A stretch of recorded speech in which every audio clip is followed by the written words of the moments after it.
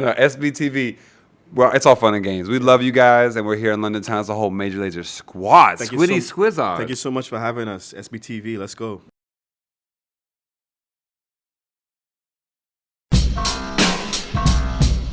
Me and Walshy used to run the streets. Big up everybody from Rutland Road. And then we went to college, got real jobs, quit our jobs, started DJing. I met MIA, met Diplo, and now here we are.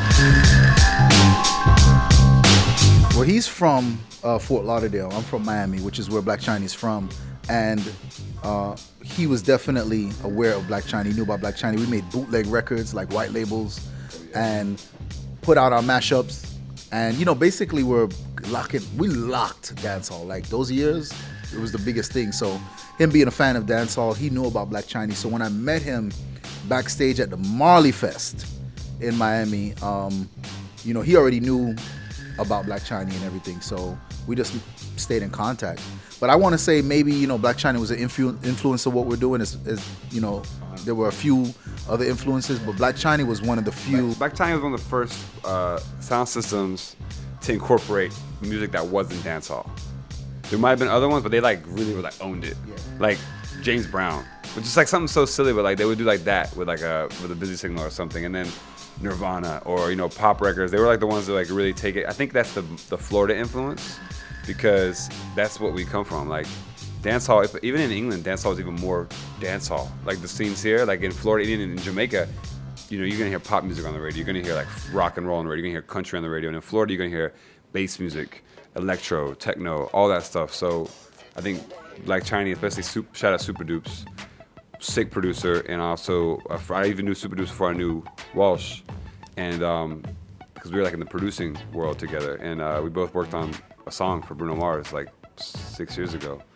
And but I was a huge fan, and I think I wouldn't be possible. My first single ever was with Vibes Cartel, actually. Walsh just found that out yesterday. He saw the single. It was it came out on an English label, and I met him, and I knew back in the day Cartel would be in Philly. I went to school in Philly, and he would play in Lancaster Hall. So I called him one day, did a studio session, spent all the money I had, $300 on 2 hours, and he showed up 15 minutes before my session was over. I was like, all right, I just wasted my money. But he comes in there, freestyles the whole song. I was like, that's all but it was actually good. I remember him writing the lyrics. He was like, what's the name of that guy? Vanna White's co-host. Oh, I was like, Pat Sajak. He's like, yeah, that's right, and just wrote it down. That was the kind of lyrics he wrote. And that was my first way to work was I was obsessed with dancehall records and the way they wrote records and stuff. So Black Chiney, luckily I got to meet Chris out through Carnival actually here in London. And then them two, I can't believe they knew each other, because we were then Chris was helping me find Scarab Boy and some other artists, and he was friends with Switch. Walsh, I didn't even know they knew each other. Honestly, until y'all sent me that picture of y'all 20 years ago. But they were friends from dancehall, global culture. And then we all kind of came together, accident kind of. Well, yeah, we wouldn't call it anything like a dance or dancehall fusion or anything like that. It would just be a fusion, which is, a part of the mission in the music, is just knocking down all genres, blurring everything, and as long as it sounds good, that's all that matters. But it's definitely a fusion, man. Taking elements of where we grew up and what kind of musics we liked and places we've been to, we've traveled, and then, putting it into a song. There was one show I did. Chris, we were there. I'm gonna tell you what's really been happening in the Caribbean, right? I mean, there's always a crew of underground tastemaker kids who knew all about international music and fashion, art, and so on, who were into dance music and what Diplo was doing because I was one of those kids, who knew about piracy, funds, terrorism, and MIA and what she was doing in London and so on.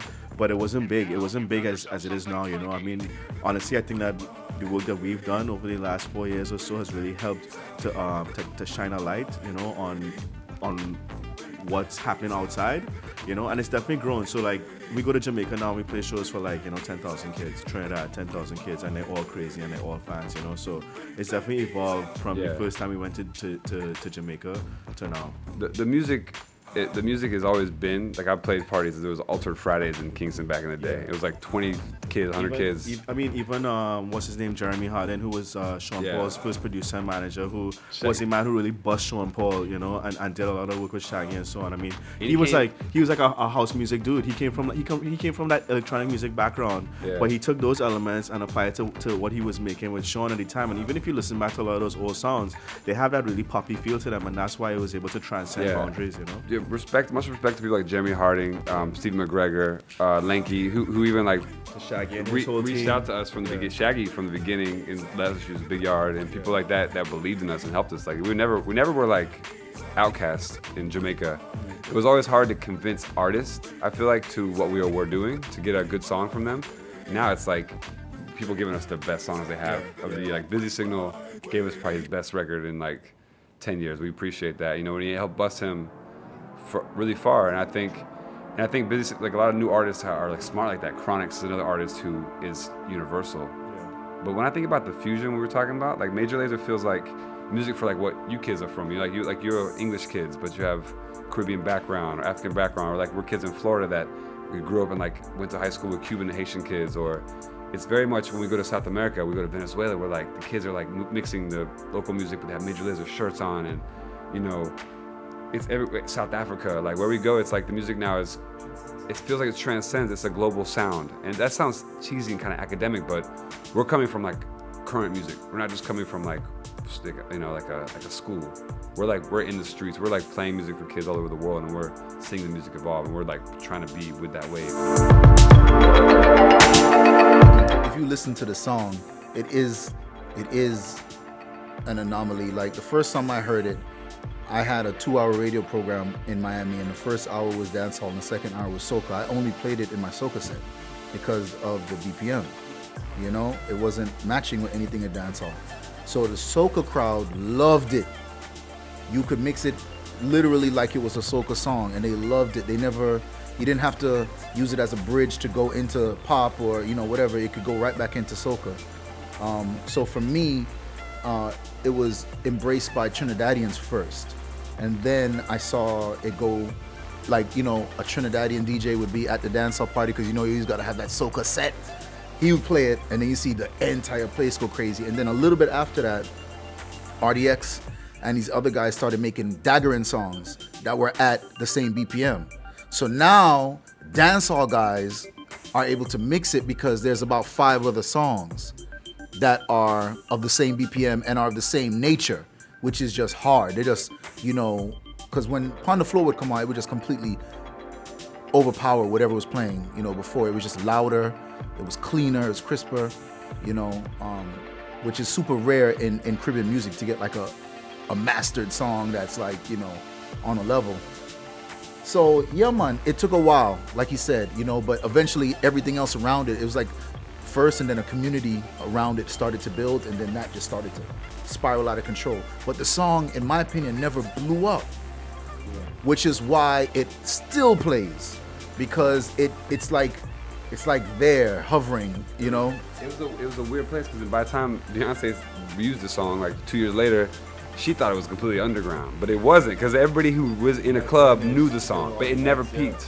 So that's always been kind of like Major Lazer's like our temperature. We've always been like right there at the cusp, and for her it was like it wasn't a new thing because everybody knew the song already, right? But for the pop fans it was new, but they weren't ready for that sound yet, But she took in the long run, it did a really good job for Beyonce. It was a cutting edge record, and it sold crazy amounts for her.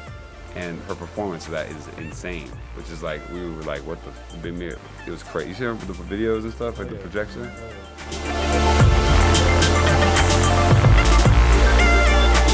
Every song took time. Super slow. Because you have to remember, there was a moment where like, these guys, I wasn't there, but these guys were getting, shit on regularly. Like, yo, you can't have an artist look at this guy and not think, oh, well, here's a victim. Here's somebody I can just overcharge, or I won't even do his record because who is he? Because they see the art, they see the producers in front of them as big, artists, which they are, but the genres that these guys might have been using weren't popular in that world. And now there's no question, everybody knows everybody that you're sitting in front of. So that, I think, is why it's so easy now. But it took a while. I mean, 5 years worth of going back and forth. Even like the sounds, like with Get Free, which like a roots reggae record, we didn't know what that was gonna be. That would be like a little quick thing. But that record just got bigger. It took like 3 years, And like that's just the nature of our work. We're working in such a weird periphery of dancehall and pop music that we have a vision for our songs. And like since Get Free, we've all been like the same mission. Like we've all been on the same records, prepping them for release. And every time, even Boom IA took a minute to like become what it was. But I think we're ahead of the curve. And I think that's a good and bad thing. Maybe the audience is catching up now. So the record like with Lean On Me, like the records are going straight. People are like already like, yo, that's too soft for y'all. Like so, but immediately we're like, well, whatever. If it's gonna be, they said something about Get Free. It said Boom IA was too hard, or like Upon the Floor was too crazy. So we just believe in trying to make that perfect mix of stuff. If you heard the record, you hear something like powerful, you're like, what the hell is this? It's like Taurus Riley, Ellie Goulding. It's like a triplets blues song, but then I think that'll be a massive record. We just hope everything we do is unexpected. That's our goal.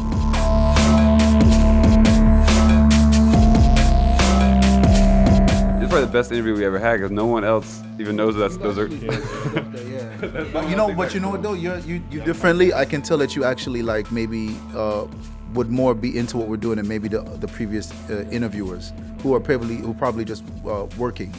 While for you it seems much more like right. So I will say this much: the Taurus Riley, Ellie Goulding, that just happened. Originally with Taurus Riley, and then Diplo went and tried to get someone else on it. She turned it down, but it was so good because Ellie Goulding killed it, and she was a surprise to me when he told me. He was like, "Yo, I got Ellie on this," and I was like, "How?" Like, what I'm saying? Like, she's such a big star, Mad Cobra and the Pusha T and the 2 Chainz, that's just another record where I've watched it evolve and it didn't have any direction really. It was just a dope record. And then eventually you start working on it. Pusha T was, I think, the only thing, as he says, the only person who was like, yo, I want to be on a Major Lazer project. He got that beat. He dropped a verse before anybody had ever done anything. And then we were talking and then he was like, yo, who you thinking dancehall would sound good on this? And I was like, what about Mad Cobra? Because he's got a resurgence right now. He's kind of come back. And he killed it. He crushed it. 2 Chainz is his homeboy, and that's probably the best verse on the whole album. Yeah. It's a hilarious verse. It's like every line on that is a classic. And then Travis Scott is like, I mean, everybody on this album, we're kind of always trying to be early. Travis Scott's going to have the biggest year ever.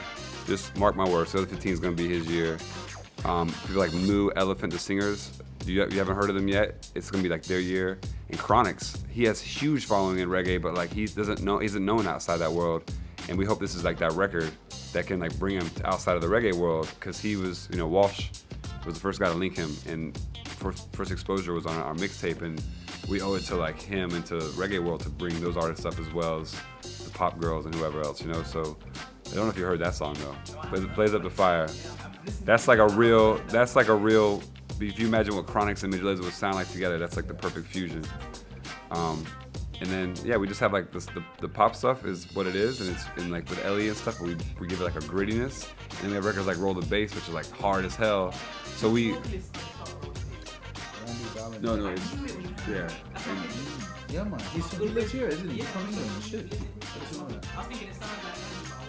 We actually pitched him up. So we manipulated. We recorded him lower and then sped it up so it sounds more like a Prodigy record. Like we like sped up the vocal naturally, and then Tarantula is our homie from Florida. Like wrote crazy records. We also have the big record with us with Sean Paul and Machel Montano. One line is Tarantula also voice. So I think for all three of us, London is one of our favorite places to play. We haven't been here for a while, so it's good to just be in a sweaty bar in East London with like just fans, like people who came specifically for that, so it was a really good time. Yeah, good place to test out, right? We just want to test out records and get like people like you talking about, hey, we did a little show and played like 6-7 new songs and see how they sounded.